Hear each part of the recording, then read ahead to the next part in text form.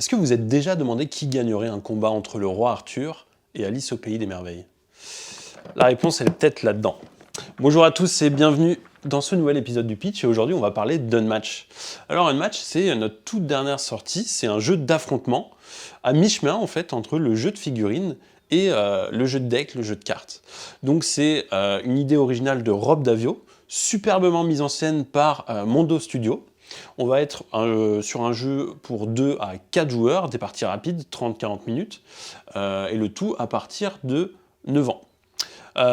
Donc en fait, Unmatch, c'est un peu plus qu'un jeu, c'est tout un système qui va donner vie à tout un univers. Donc ça, c'est la première boîte dans laquelle vous allez retrouver 4 personnages, qui sont le roi Arthur, Simbad, Alice et Méduse.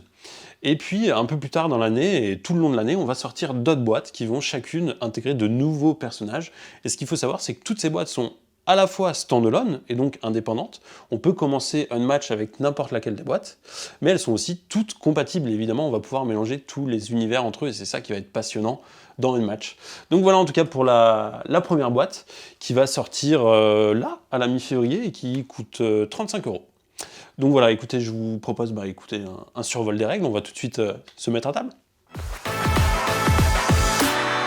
Alors voilà, une partie d'Unmatch, ça commence comme une partie de Street Fighter. Chacun va choisir son héros, prendre son deck, et on va choisir son arène de combat, et puis on est parti.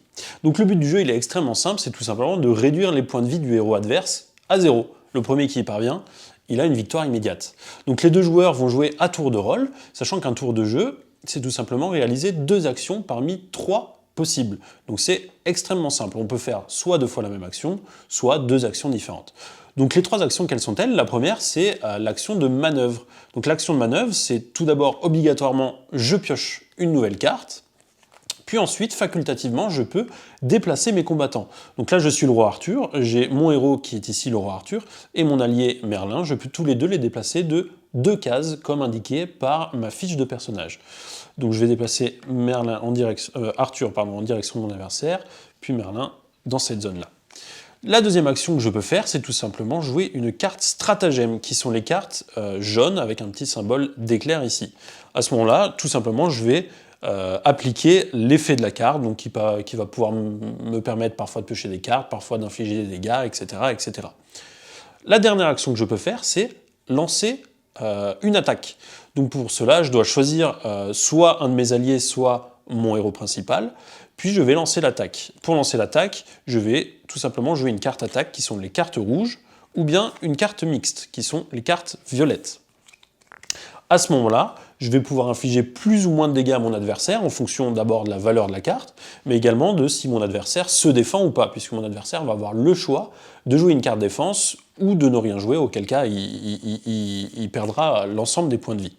A noter également que toutes les cartes vont avoir un effet qui sera résolu soit pendant le combat, soit après le combat, ce qui va permettre, encore une fois, d'amener beaucoup de rebondissements et de pouvoir créer des combos dans les effets de nos cartes.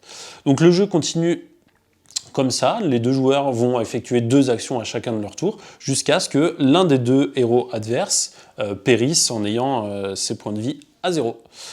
Donc voilà pour une partie d'Unmatch, c'est aussi simple et épuré que ça. Donc on va justement en parler et débriefer ensemble la partie. Voilà donc pour Unmatch, donc on va pas se mentir, c'est une vraie bombe ludique. Le premier plaisir, c'est tout de suite, ça choque, ça frappe, c'est le soin tout particulier porté sur l'édition. Tout est pensé vraiment dans les moindres détails. Et en fait, Unmatch, c'est un peu plus qu'un jeu, c'est vraiment c'est un produit geek. On est là à jouer avec nos licences préférées. Il y a un soin qui est vraiment apporté à tout, aux figurines, aux cartes, aux illustrations, un incroyable boulot fourni par Mondo Studio. Ça, c'est vraiment la première chose qui va frapper. Unmatch, c'est un vrai coup de cœur pour moi, pour toute l'équipe. C'est quelque chose d'assez exceptionnel. Ce qui est extrêmement plaisant, c'est ce système de jeu qui est d'une simplicité monstrueuse. Je viens de vous l'expliquer en à peine quelques minutes. Et pour autant, sous ce système de jeu extrêmement simple, on a une vraie richesse, une vraie profondeur. C'est quelque chose de très épuré, mais qui va provoquer beaucoup de tactique, notamment du fait que on a une énorme asymétrie dans ce jeu-là. Au début de partie, on sélectionne son personnage, Et en fonction, on va avoir plus ou moins d'alliés, plus ou moins de points de vie, on va attaquer à distance, on va attaquer au corps à corps, on va pouvoir déclencher certains types d'effets ou d'autres. Par exemple, on a un Sherlock Holmes qui arrivera, non pas dans la boîte de base, mais un peu plus tard dans l'année, qui va beaucoup proposer une mécanique de guessing. Si je devine ce que tu as dans ta main, je vais déclencher des effets super puissants. Encore plus tard, on aura Jurassic Park avec les Raptors. Les Raptors qui sont plus nombreux que les héros habituels, ils sont 3.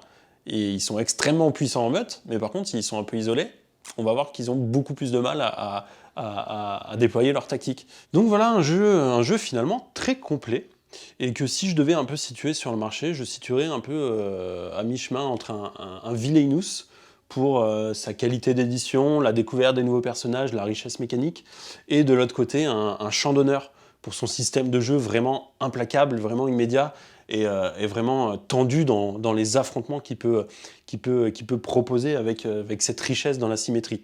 Voilà, un peu quelque part entre Villainous et Champ d'honneur, du coup.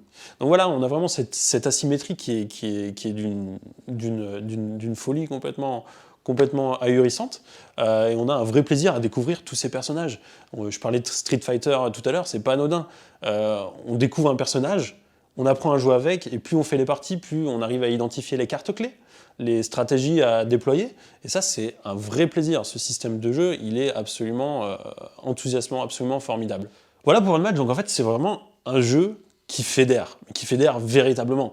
Ça va plaire aux joueurs de cartes, aux carteux, ça va plaire aux joueurs de figurines, ça va plaire aux gros geeks fans de pop culture et fans des beaux objets. Ça va vraiment rassembler tout le monde, et sous sa simplicité apparente, on a vraiment une vraie richesse dans le système de jeu. Donc c'est vraiment un jeu qui va rassembler absolument tout le monde et qui va enthousiasmer tout le monde. Moi j'aime beaucoup le comparer à du popcorn. Pour moi ce jeu c'est du popcorn. C'est prêt en 30 secondes, c'est crunchy, c'est croustillant, c'est sucré, c'est salé, c'est comme vous voulez, et ça plaît à tous vos potes. Unmatch c'est vraiment ça. C'est le popcorn du jeu de société. Donc voilà pour Unmatch, j'espère que ça vous plaît autant que ça me plaît à moi. Et on se retrouve très vite pour un nouveau jeu, un nouveau pitch. Merci beaucoup, à bientôt.